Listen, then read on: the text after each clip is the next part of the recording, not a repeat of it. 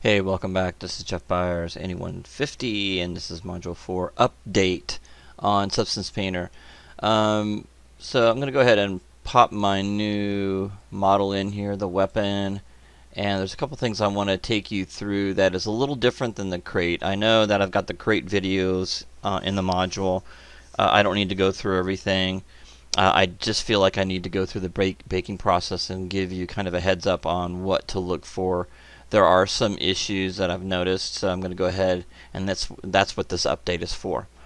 Alright, so PBR metallic roughness. Let's go ahead and select our model, and you need to get the triangulated one. Okay. Alright, so triangulated. And DirectX is fine. Create a texture set for Udemy tiles. Yes. What size? 2048. Do we need to add any baked materials? No. And click OK. And there we go. Everything goes in. There's no real issues. And I have a lot of UV tiles, Udemy tiles. Now, again, if your system is a little, you have a system that's a little less than 8 gigabytes of RAM, you probably don't want to mess around with going with too many UDEMs. I'd say maybe 8 or less. And if you have a video card that has 4 gigs of RAM, I would definitely not go any higher than 8 UDEMs tiles, so you might see a crash all the time. Substance Painter, unfortunately, is very heavy. It needs to see RAM. It uses RAM heavily. I've got 32 gigs of RAM. I got a friend that's got 128, which is insane. But you know, he's doing visual effects production work, and he needs all that. I do just fine. I had 16 before, like last year I had 16 gigs. That was fine.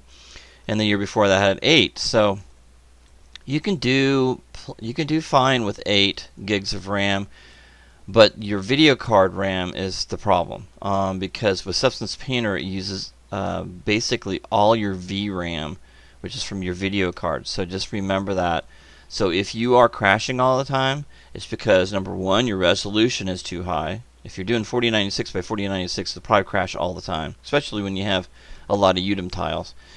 So if you have 8 Udemy tiles, and you are crashing all the time at 2048 by 2048, then go ahead and use 1024 by 1024. Okay, you just have to go back to Maya and go ahead and send that out again, or just make sure you paint as 1024 by 1024 when you bring this in.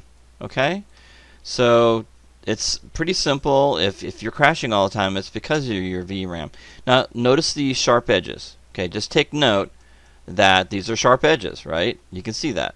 Okay, when I talked about baking that softness in with the normal map, it's hard to believe that it would do that, but it is pretty incredible. So just notice that that is super sharp right there. Okay, so let's go ahead and bake the maps and just go through it. So we need to click on this icon right here. Texture settings, yeah, and in here nothing's changed. This is all defaulted. Just make sure your size is 2048 by 20 if that's what you're using. Alright, go to Bake Mesh Maps, and we want to make sure only normal and curvature is checkmarked. Okay, everything else is set up here. We need to make sure this is set up to 2048. Dilation width is 1. Again, normal and curvature is only checkmarked, and use low poly. We don't want to checkmark that. We have a high resolution mesh that we're going to click on this, and you will find your high resolution mesh. So my high poly, I believe that's the one. Yeah, they're both the same, I think. Yeah, I think they're both the same. They're both pretty high resolution, 38 megabytes. Now, this is way less than what I had when I was in Mudbox. Mudbox was like 600 megabytes, so if you went to Mudbox, it's going to be way bigger. So I'm going to go into my high poly and click open. Okay, so that my high poly is in this channel here, high definition mesh. and everything else is set up exactly the way it's just defaulted, so you're good. And we want to bake all texture sets. Now, if I wanted to bake just a texture on one specified object, I can do that, and that comes in handy if all of them bake out nicely and you want to go back and rebake something that didn't bake out properly. You could go back just to that particular mesh. Okay, so you can just bake that and not bake all the texture sets, just one. But right now, the first time I go through, I just do bake all texture sets. And this is going to take some time, so I'm going to go ahead and pause this. Okay, all the texture maps have baked, so you can see that right here. And you can move this over. I would move this over to the side and then take a look at what you have, the baking process. And you can see, look at this. Look how smooth that looks. Is that incredible? Look at that. And the light's going to glisten right off of that, those nice smooth edges right here. All of them have it. That's why you're doing the high resolution mesh. Now we do have like some kind of a weird thing. This is baked. You may not get this.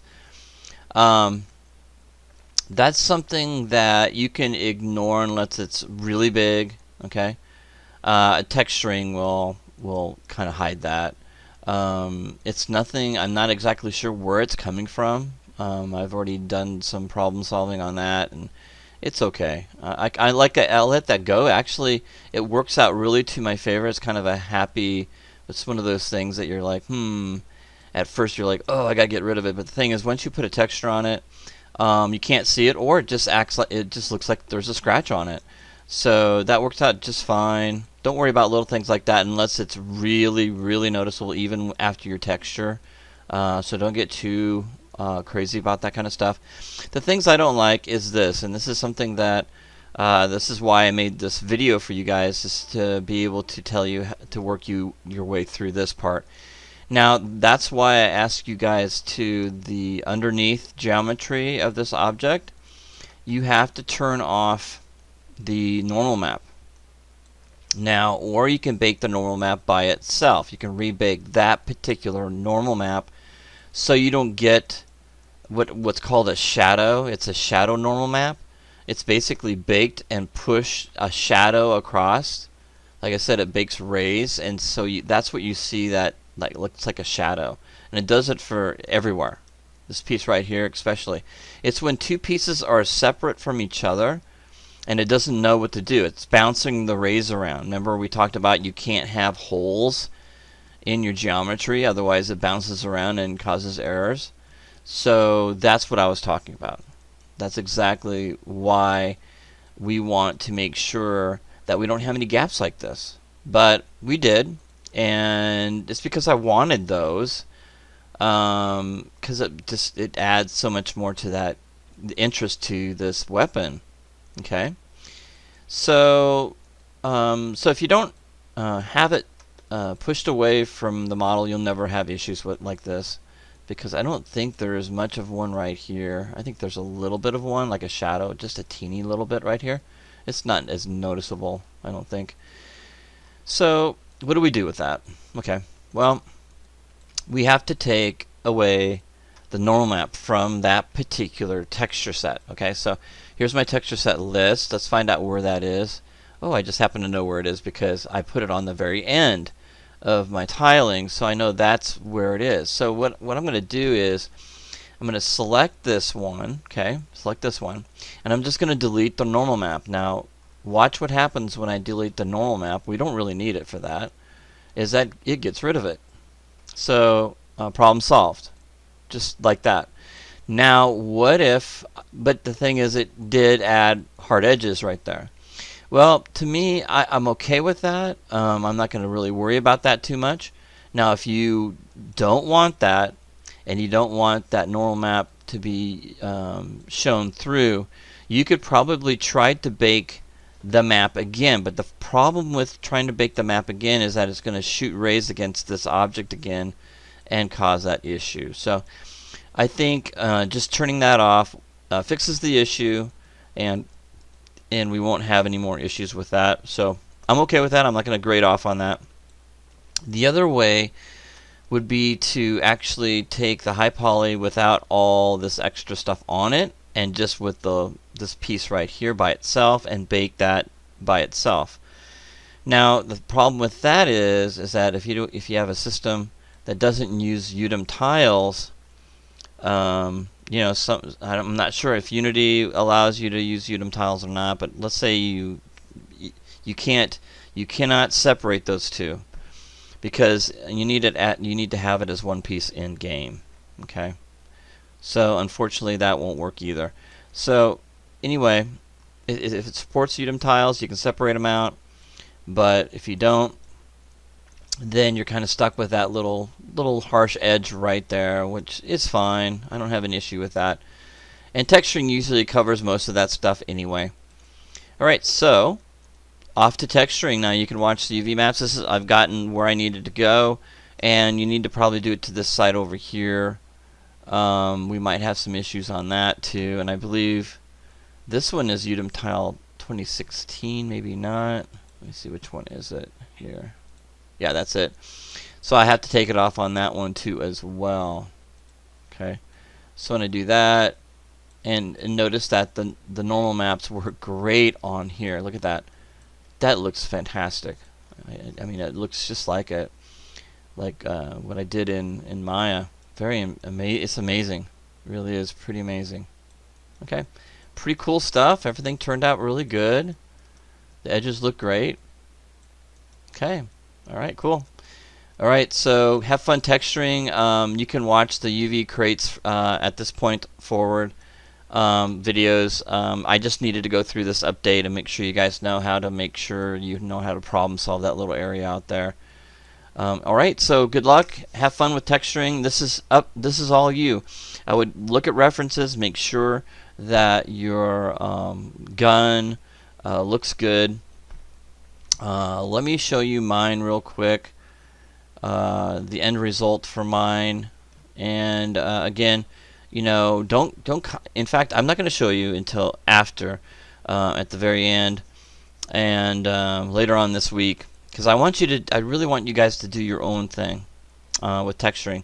I'm giving you more and more artistic freedom, because basically when you are get into a point of doing your own texture work by yourself, that you have a good idea, and you need to look at references. So look at real weapon references, and to get the handle, you may need to find some cross-hatching somewhere, or be creative to be able to get some nice texturing on that as well.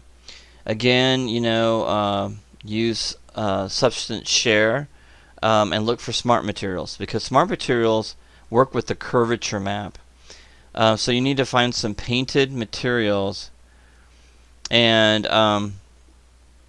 create your own. I got my own materials here that I've actually created, and so you can kind of mess with stuff. And let me give you a real fast example of how to create your own materials. So here's a material that I created here. Let's do this one here. And let's go to the very top. And let's just look at this one here. Yeah, right there. And let me just give you kind of an example here. Alright, so here's a material that I created myself. It's got a little rust in it. And it's got some wear and tear. So, and you know, if I were to make adjustments to this, let's go to my properties here real quick. Turn that off. Don't need that anymore. Display second primers.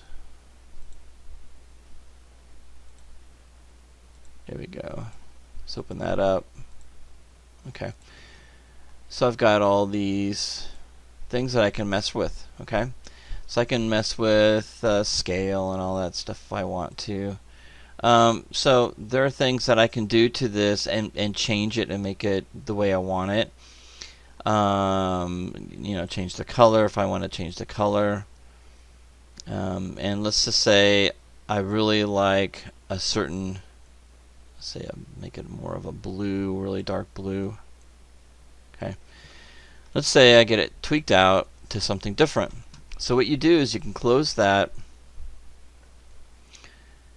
this guy right here, okay?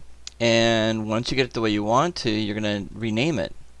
Okay, let's just say this is called blue steel, right? Right. And once you do that, once you get it the way you like it, and you want to reuse it, that's what a Smart Material's for, to reuse it over and over again on other objects. You can go in here, and once that's in, you can right click over it and go create Smart Material. So now you can see it's JRB painted blue steel. I'm going to click on create Smart Material, and it will show up right here, and there it is, JRB painted blue steel material. So that's something new, and I do that all the time, meaning I just create my own from a preset that I find, and just really kind of mess with it until I get it the way I want it, and I can reuse it over and over again, and it makes it a lot easier because when I'm texturing, I can just go from one to the other. This is the big piece right here, so let's go ahead and do this one. Add that onto it. Here we go. And let's say I want this to be black, so go in here and change that to be a black color, and start looking for other things that I can do to this. Here's the base color, black and white spots, and let's see if I can mess with that. Let's see, base color, and let's turn that off. Metal, base metal here, details, go to overlay on that. Let's go to paint, and let's go to this color here.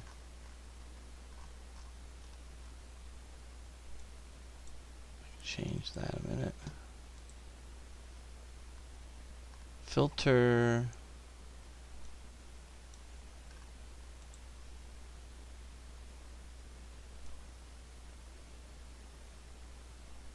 Okay.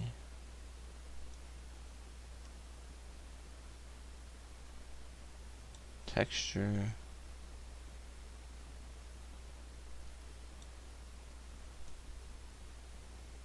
Okay, so we just want to kind of tone that down just a little bit, just kind of playing with the, there we go. So now there's a whole different texture Smart Material I have. And you can see that little cut right that I had before. It's a happy oops. Look at that. That's cool. I like that. Doesn't bother me one bit. It just looks like part of the that I did that on purpose. Now normally I would not let that go, but you know what the heck. It actually adds to it. And so there's a new texture there. So I can go in here and rename it. Just double click on it. And let's call this solid black. Okay. There we go. Hit enter and right click on it, create Smart Material. There's a new one. There's my new one. Very cool. So, you know, you got a lot of cool things you can do. Go to Substance Share and look for Smart Materials, the actual Smart Materials, and find a couple Smart Materials with chipped paint or something like that. And you can work with those. You can just kind of go into them and dissect them and change them. So have fun and texture it the way you want to texture it. As long as it looks realistic and photorealistic when we bring it into Maya, when we render it, I'm okay. Sounds good. All right. I'll talk to you guys later, and good luck and have fun.